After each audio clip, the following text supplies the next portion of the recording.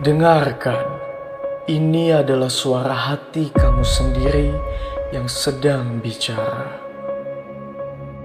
Alkisah, terdapat sebuah negeri yang cantik gemari paluh jinawi bernama Nusantara.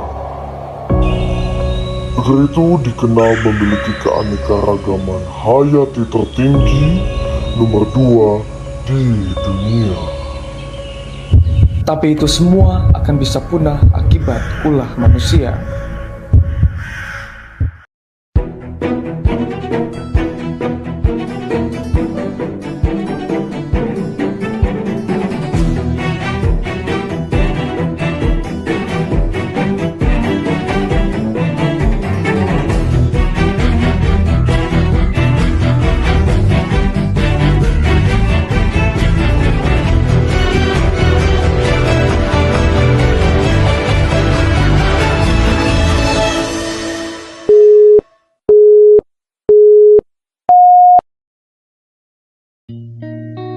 Karena sampah masih menjadi salah satu sumber masalah dari masa ke masa.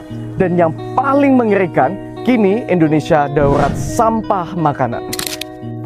Riset Badan Pangan Dunia mencatat setiap orang di Indonesia berpotensi membuang rata-rata 300 kg makanan dalam setahun. Pada 2021, sampah sisa makanan Indonesia mencapai 46,35 juta ton atau 40,3% dalam skala nasional.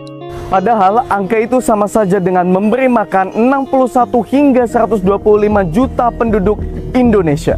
Menurut kalkulasi Kompas, nilai ekonominya sangat mengejutkan, yaitu setara dengan 330 triliun rupiah.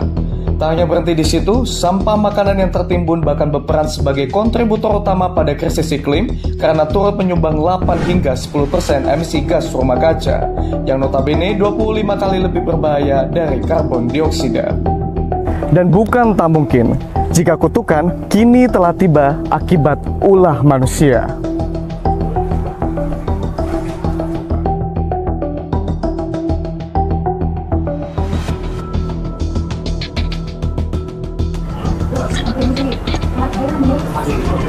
Sebab ternyata alih-alih mengonsumsi makanan tanpa sisa, masyarakat Indonesia justru tercatat mengonsumsi mikroplastik tertinggi di dunia. Peneliti asal Cornell University menemukan bahwa masyarakat Indonesia mengonsumsi sekitar 15 gram mikroplastik per kapita per bulan. Dan sebagian besar partikel plastik ini berasal dari sumber air, seperti makanan laut. Meski terdengar seperti ancaman, tapi ini bukan soal menghadirkan ketakutan akan harapan masa depan. Maka sudah saatnya kita punya keberanian berjalan bersama keberlanjutan. Sebagai perusahaan yang berwawasan lingkungan, PT PN 1 Regional 4 berkomitmen agar bumi layak huni dan tetap cantik Tanpa sampah. PT PN 1 juga berfokus pada penerapan kebijakan Sustainable Agriculture. Dalam operasional di lapangan, PT PN 1 sangat concern pada upaya-upaya peningkatan daya dukung lingkungan dan sumber daya, baik berupa kesuburan tanah, kecukupan air, dan biodiversitas. Sehingga pengelolaan pertanian dan perkebunan dalam memproduksi bahan baku tebu tidak hanya berfokus untuk mencukupi kebutuhan masa sekarang, melainkan hingga generasi mendatang.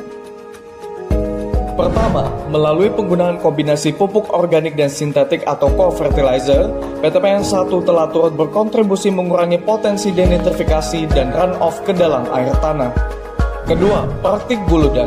Praktik dengan tujuan optimalisasi perakaran dan perbaikan drainase tanah secara berkesinambungan ini mampu membantu mengurangi dampak erosi tanah dan berpengaruh signifikan pada konservasi tanah itu sendiri. Ketiga, pemanfaatan kupu trichogama sebagai predator alami praktik pengendalian hama. Keempat, water management system. Dengan teknologi tepat guna dalam WMS, kebutuhan air bagi budidaya tanaman tebu dapat tercukupi dan terkendali secara efisien. 5. Program rotasi tanaman atau sering disebut dengan lahan bero, sebuah upaya peremajaan tanah sehingga tanah mampu melakukan self-healing dalam waktu tertentu untuk mengembalikan daya dukungnya pada tanaman. One more. Secara terintegrasi dari hulu ke hilir, PT PN 1 juga memproduksi bioetanol, bahan bakar ramah lingkungan yang berasal dari tetes tebu. Sekarang saya sedang di depan pabrik Enero yang mampu menyelamatkan bumi dari emisi karbon setara dengan pembakaran 2 juta liter bensin per tahun dari kendaraan bermotor dan industri. Selain itu, yang lebih mengejutkan lagi, Enero juga mereduksi gas metan atau CH4 yang setara dengan pembakaran 215 juta liter bensin per tahun. Kalian tahu, angka itu seperti bensin yang kalian habiskan dalam menempuh perjalanan 2,6 juta kali per tahun Surabaya-Jakarta pakai mobil ber-AC. Maka tebu tak hanya manis secara rasa, tapi juga demi keberlanjutan bumi tercinta. Last but not least, produksi bioetanol yang berasal dari tetes tebu kaya akan mineral, diolah dengan teknologi tinggi, efisien, dan eco-friendly, menghasilkan produk samping berupa pupuk Hayati Enero. Mengandung organic compound berkualitas bagi kesuburan dan konservasi tanah, pupuk Hayati Enero juga telah diaplikasikan oleh petani tebu. Semua komitmen tersebut merupakan upaya PTPN 1 mendukung pemerintah Indonesia untuk mencapai net zero emission di tahun 2060.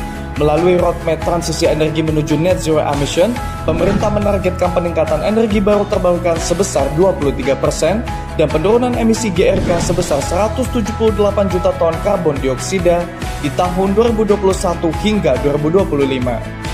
Sementara realisasi bauran EBT di tahun 2020 masih berada di angka 11,2%.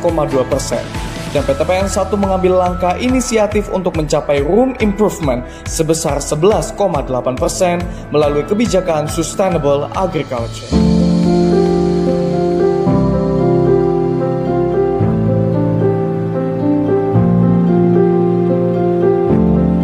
Kita membutuhkan bumi karena bumi menyediakan air yang kita minum, udara yang kita hirup, dan sumber daya yang kita andalkan untuk kelangsungan hidup dan kesejahteraan kita. It's our home, our sanctuary, and our responsibility to cherish and protect.